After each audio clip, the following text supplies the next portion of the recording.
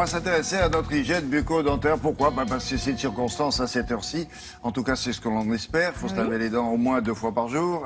Si vous allez chez le dentiste pour éviter un AVC, vous direz non, c'est pas l'endroit, c'est pas ce médecin-là. Si, figurez-vous, parce qu'il y a une étude qui vient d'être publiée qui ne nous rassure pas. Une bactérie présente dans la bouche, responsable de caries, ça on connaissait, mais ça peut favoriser un grave accident.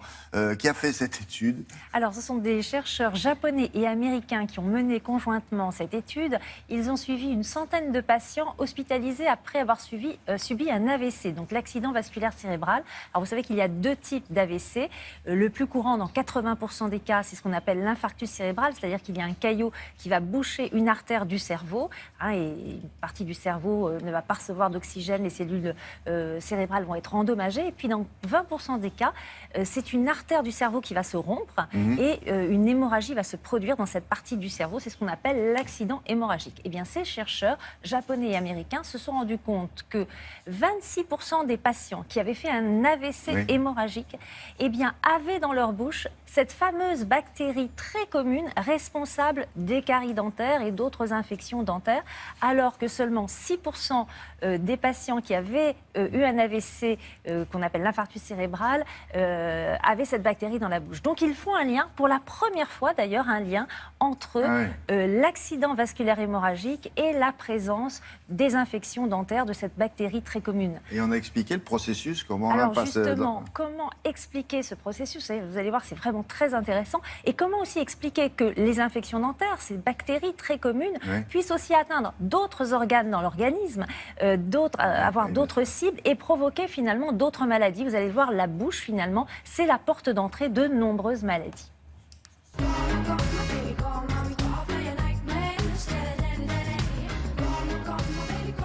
Une infection dentaire non traitée peut provoquer des maladies graves. Pour bien comprendre ce processus, il faut imaginer que le nerf de la dent est composé de vaisseaux et de fibres nerveuses qui sont reliés à la circulation sanguine générale, et toute infection dentaire pourra entraîner une propagation de bactéries dans tout l'organisme et atteindre ainsi les organes vitaux.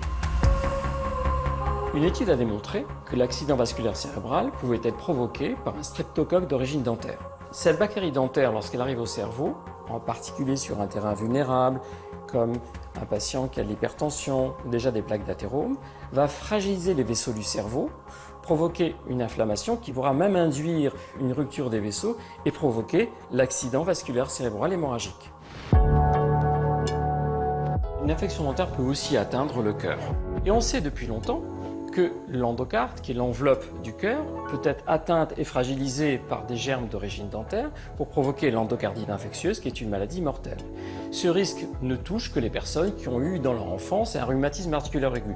Et chez ces patients-là, on prescrira avant toute intervention un antibiotique pour prévenir ce risque infectieux, et ceci même pour un simple détartrage.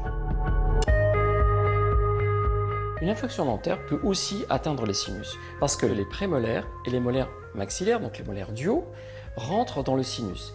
Et donc toute infection du nerf de la dent pourra diffuser dans le sinus et provoquer une sinusite d'origine dentaire.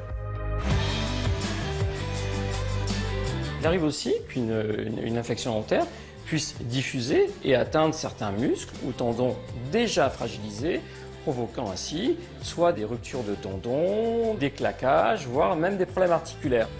Dans le cas du mercato, certains clubs de football refusent l'engagement d'un joueur s'il présente une infection dentaire.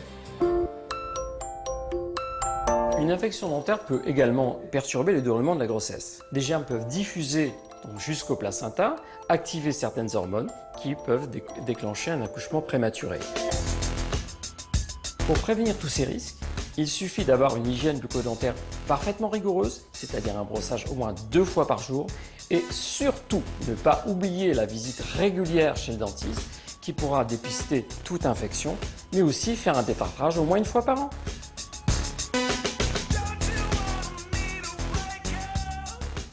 Une visite régulière, il l'a dit, c'est quoi? 1 fois par an, au minimum? Au moins 1 fois par an pour faire l'examen clinique, une radio de contrôle, un détartrage et bien sûr le fameux brossage 3 fois par jour si possible. Vous emmenez bien votre voiture à la révision, pourquoi pas votre bouche Exactement.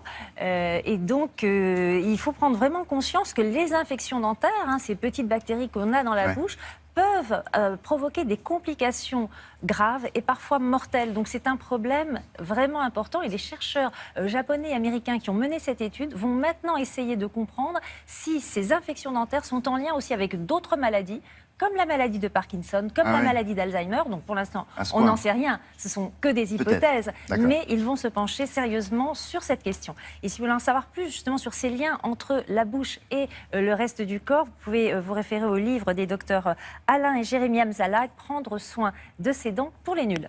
Merci beaucoup.